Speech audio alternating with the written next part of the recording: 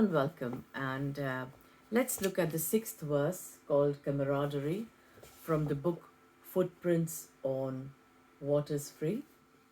This particular verse is on sadness or extreme phases of being absolutely overwhelmed with feelings and sadness and tears and depression, you could say. This verse is not a prescription. This verse is simply a description of an apparent story of, you could say, this apparent character, or you could say me. It's just a description of apparently how sadness and tears and extreme phases of these intense feelings, overwhelmed, or depression, you could call it anything. And so this describes how what I faced, and it's an apparent story of a colorful corn and how his and a friendship of a colorful corn and a bird are based in America, Iowa State. So in this case, I would like to read out the entire poem. It's a long one and it has two parts, part one and part two. So I will go through part one in this video and then make another one for the part two. I'll be reading out in the second video. Part one, week one. Oh dear corn, why are you forlorn? Why do you pop at the slightest scorn? Does not nature you finely adorn? Oh dear corn, why are you so sad? Are you pained by thoughts of being bad? Does not a new dawn make you glad? Oh dear corn, can thoughts you define, or your emotions thus confine? Does not love as your form shine? Oh dear corn, is your sadness truly you, or are you that which embraces it too? Can the ephemeral devour you? Week 2. Oh dear corn, life confined in small self, with its sagas in time's hall, is stressing.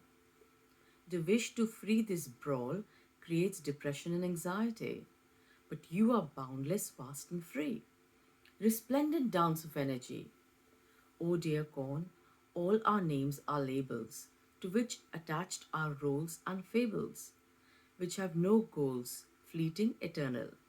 For the formless alone does perform as the unseen, unseen forms, playing without and as the norms.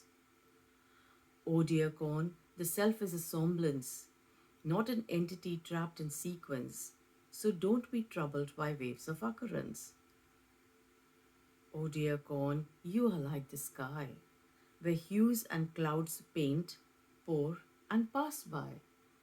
Though nothing is denied, yet none can it die. Week 3. O dear corn, once the vast and small, when squash and swarm thoughts clashes then call, same water cycle within does haul. But, dear, do not shun the tears or gloom, for like the rains they clear the dust, ensure growth from the fears. O dear corn, do not seek rest elsewhere, for it is not a guest that arrives on request, but is the indestructible presence, present in which rises all appearance, is love embracing this emergence. Week 4. O dear corn, you're not charred, you're perfect the way you are, with all your idiosyncratic scars. Your compassion to feed is inborn, and many love your sustaining norm. So, dear corn, are you still forlorn? Week 5. Oh, dear corn, there is no relief being silent, showing sang-froid in grief. For volatile like a leaf, it will be blown away when storms of sadness intensely sway. So speak, do not disregard dismay. Thus, every day at early dawn, in Iowa, the hub of corn, inspired the bird, her dear friend, who'd been miserable for days on end, had turned pallid in the abstruse array, refused to smile at her tweets or play. For exhausted was he, by the worldly decree that always expects one to be more and be the one who all adore. From early years, taxed to perform, excel at academia, sports, the norms, and later traded our life's goals to be blissful, positive, and whole, be successful and affluent, philanthropic and tolerant, while life throughout takes its toll in varied forms, beyond control.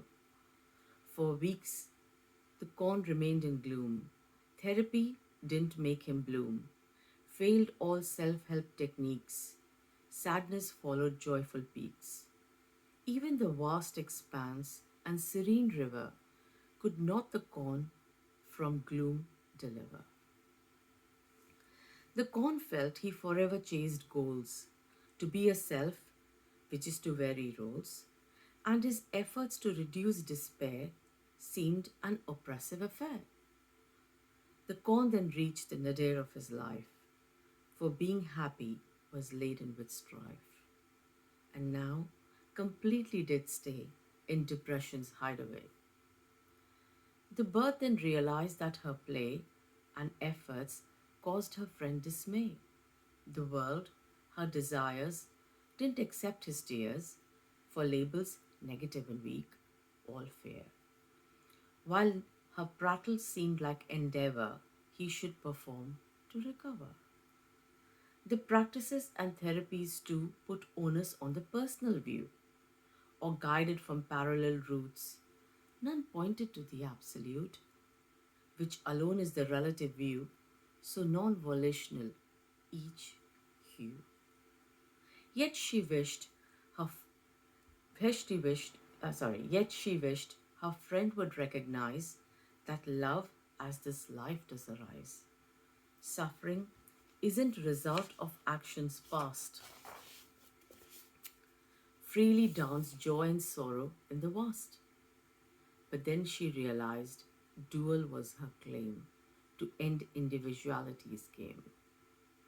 For none is on the merry-go-round of self, to it purge or be bound. So neither depression is volitional nor the apparent individual.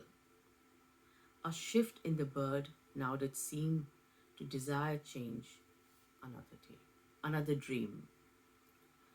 Unraveled the split of two, fulfilled then seemed, or lacked to, was obvious there are no split souls to be elevated, the whole appearing as the corn and the bird, the seen, the unseen, the heard, the unheard. But love is despair's doorway that illuminates the play. So the bird would come at dawn each day, sit beside her friend and play, with no peripheries of joy and misery. Nothing remained except presence, no bird or corn, but innocence.